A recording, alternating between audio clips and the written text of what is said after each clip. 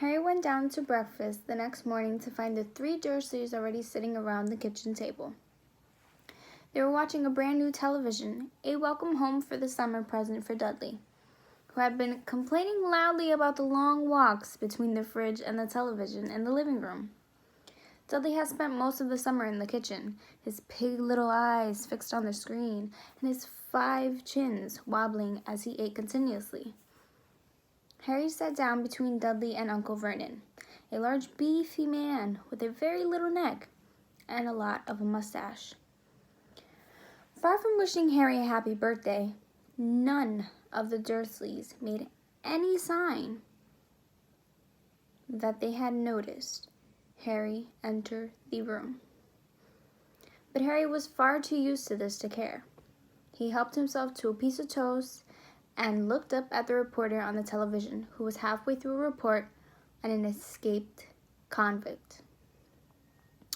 The public is warned that Black is armed and extremely dangerous. A special hotline has been set up, and any sighting of Black should be reported immediately.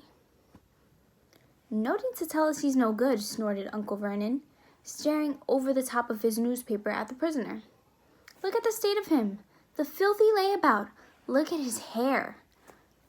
He shot a nasty look sideways at Harry, whose untidy hair had always been a source of great annoyance to Uncle Vernon. Compared to the man on the television, however, whose gaunt face was surrounded by a matted, elbow-length tangle, Harry felt very well-groomed indeed. The reporter had reappeared. The Ministry of Agriculture and Fisheries will announce today. Hang on, barked Uncle Vernon, staring furiously at the reporter. You didn't tell us where the maniacs escaped from? What use is that? Lunatic could be coming up the street right now. Aunt Petunia, who has bony and a hoarse face, whipped around and peered intently out of the kitchen window. Harry knew Aunt Petunia would simply love to be one to call the hotline number. She was the noisiest woman in the world and spent most of her life spying on the boring and law-abiding neighbors.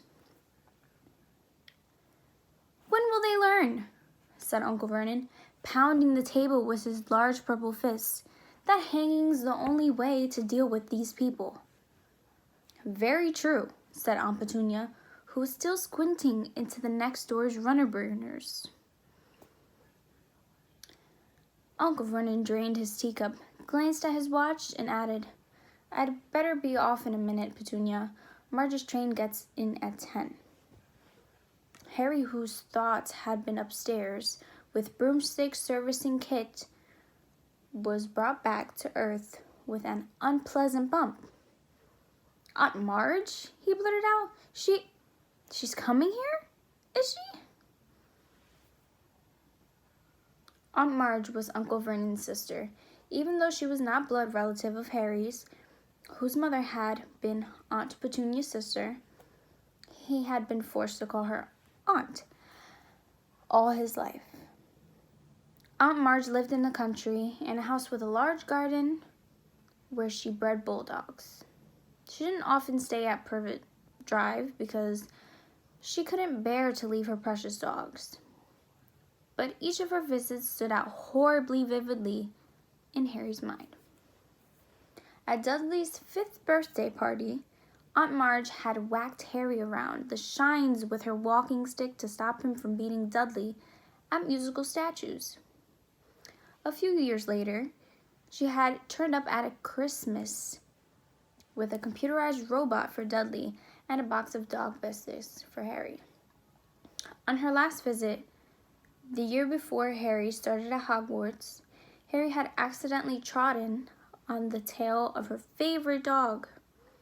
Ripper had chased Harry out into the garden and up a tree, and Aunt Marge had refused to call him off until past midnight. The memory of this incident still brought tears of laughter to Dudley's eyes.